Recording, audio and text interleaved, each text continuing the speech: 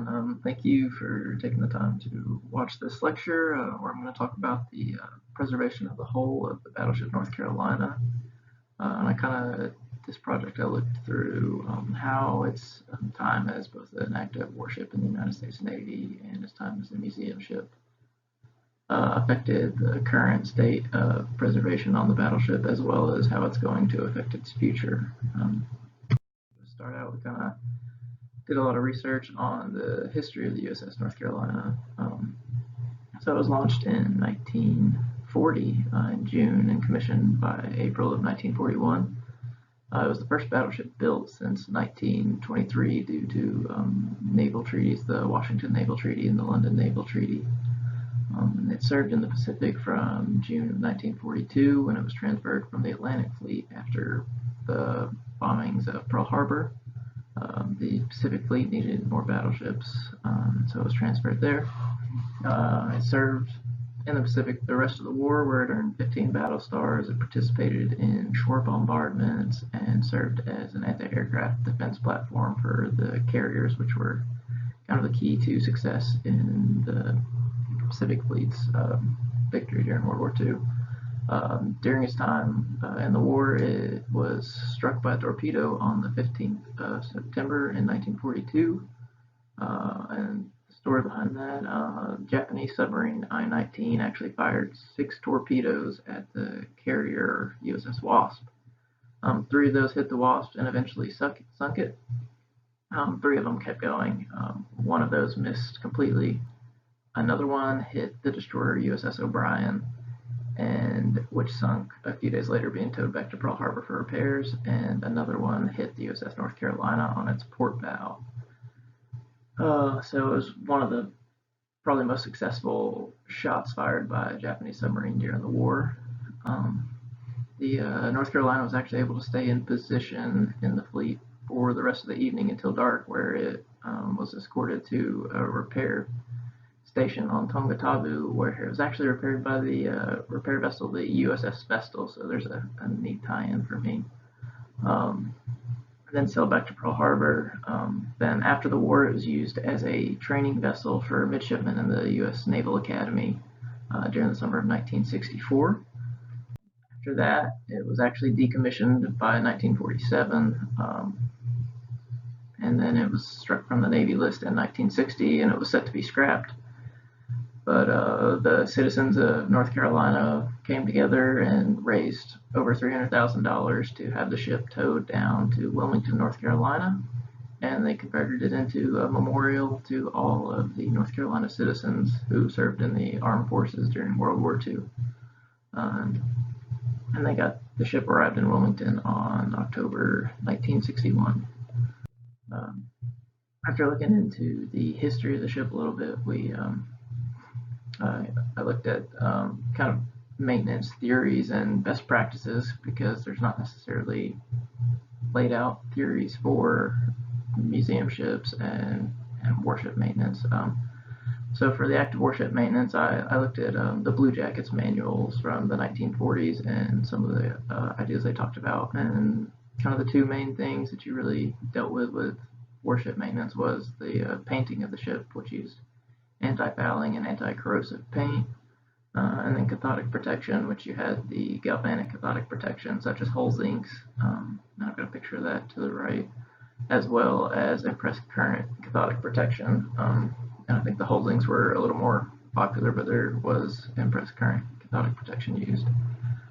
With museum ships, some of the key points in the theories dealt with how the ship was berthed, whether it was floating, whether it was resting on land, high and dry, or embedded in or above ground, which is what the North Carolina is. Painting is also important with museum ships, as well as cathodic protection, and the ship's maintenance schedule is another major kind of factor into the theory when working on preserving ships, museum ships.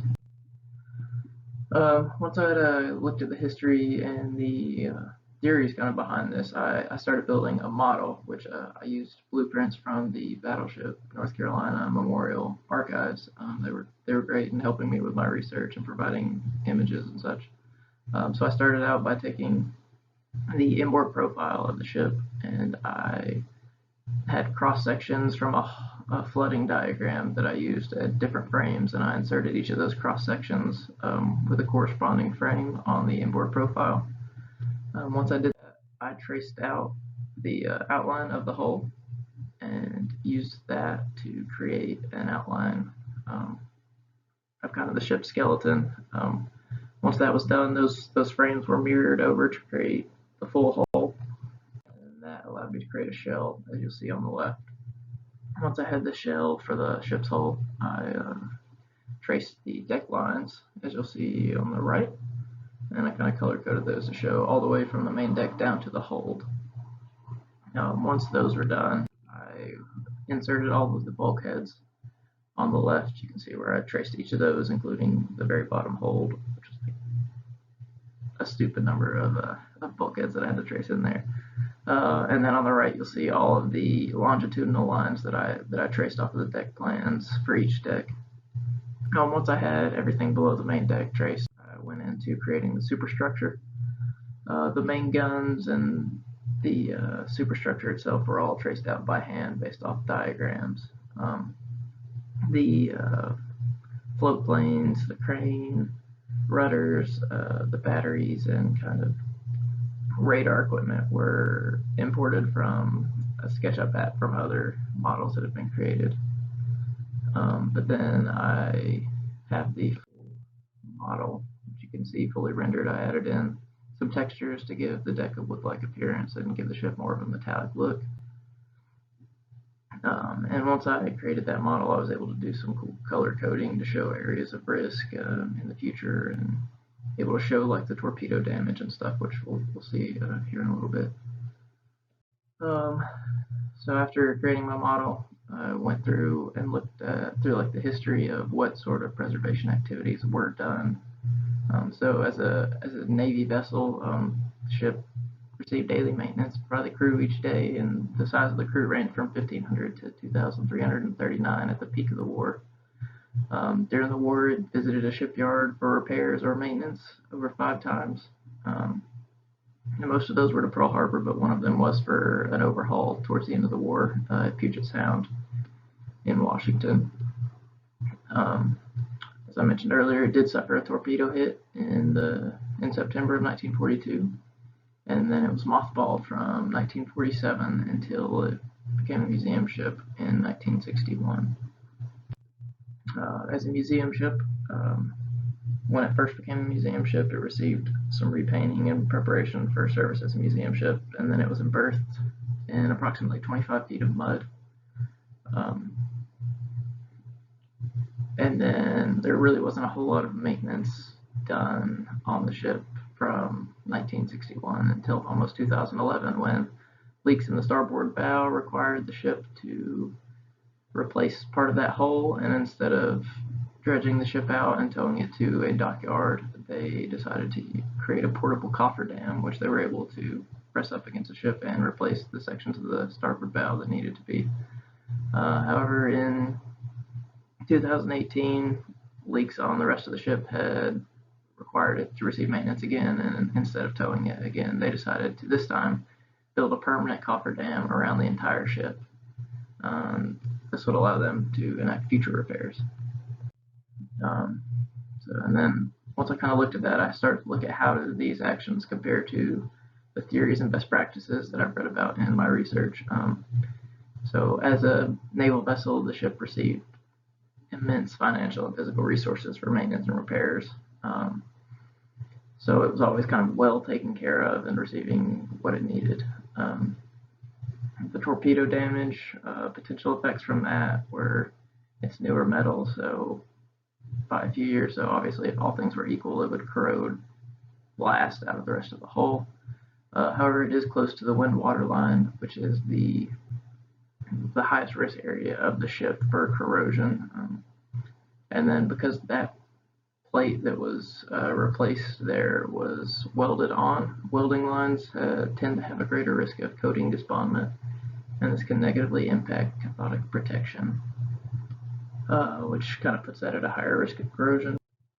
As a museum ship, when it was mothballed, it was the last time that it received any maintenance and repairs at a shipyard.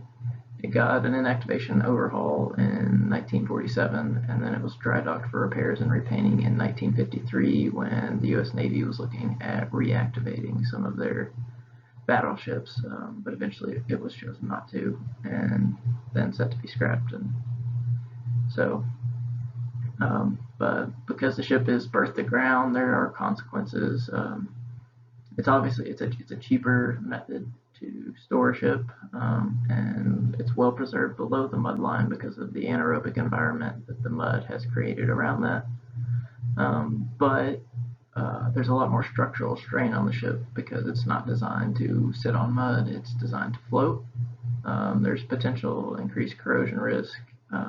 Ship's kind of like that portion of the ship is out of sight and out of mind, as well as now the wind water line is a fixed area. So there's more corrosion and more water washing up and down on a set area instead of that moving a little bit with floating. Also, because the ship was resting in the mud and they weren't able to put it into dry dock, there's an inability to reapply protective coatings on the paint until 2018. In certain areas of the ship, it was harder to access those and repaint them, especially the wind water line, which is the highest area of risk corrosion. Hull zincs were removed from the ship, and no other cathodic protection system was installed to replace it until 2006. The portable cofferdam was a temporary fix, but obviously, as you saw, from 2011 to 2018, the same problems crept back up because the wind water line corrosion created leaks around the rest of the hull, not just the starboard bow. And so creating the permanent cofferdam has improved the ability to provide proper maintenance regularly and allows the caretakers to access portions of the ship that they wouldn't have been able to without it, without dry docking it. So I also wanted to look at how can the preservation of the Battleship North Carolina impact other World War II battleships, because there are currently 8 battleships that serve as museums in the United States. 5 of those weren't converted until museum ships until the 1990s and early 2000s. And so obviously those have kind of reaching the point where they're going to start to face similar corrosion issues if they haven't been properly taken care of. So obviously no ship is the same or in the same environment or conditions. So you can't just say like, here's the one all solution that's going to take care of everything. But some of like the main things that I took from it were the highest risk of the ship or a museum ship is the wind water line. So making sure that that's constantly inspected and proper protective coatings and cathodic protection are in place is important. And that's where kind of routine maintenance and inspection are the key to making sure that's reduced. Because small repairs are a lot cheaper to do than major repairs. And in my paper, I talk about the USS Texas and the USS Olympia, which kind of let small issues grow or weren't taken care of properly, and that caused bigger issues. And those cost millions of dollars instead of thousands of dollars to repair. So in conclusion, basically the USS North Carolina suffered from shortcomings in early preservation strategies. But currently it seems like the caretakers are doing an excellent job of repairing the damage caused by this, as well as installing mechanisms that are going to improve this preservation in the future with the permanent cofferdam. And you can see in the top right is the model that shows the kind of risk of corrosion. The orange layer is where the mud line is on the ship. The red layer shows your wind water line, and the green layer is above that, which is kind of at the least risk, but still can suffer from corrosion from weather and stuff like that. So it probably should have been yellow instead. But that is my talk. Thank you all for taking the time to listen, and I look forward to anyone who has questions at the Q&A session later. Thank you all.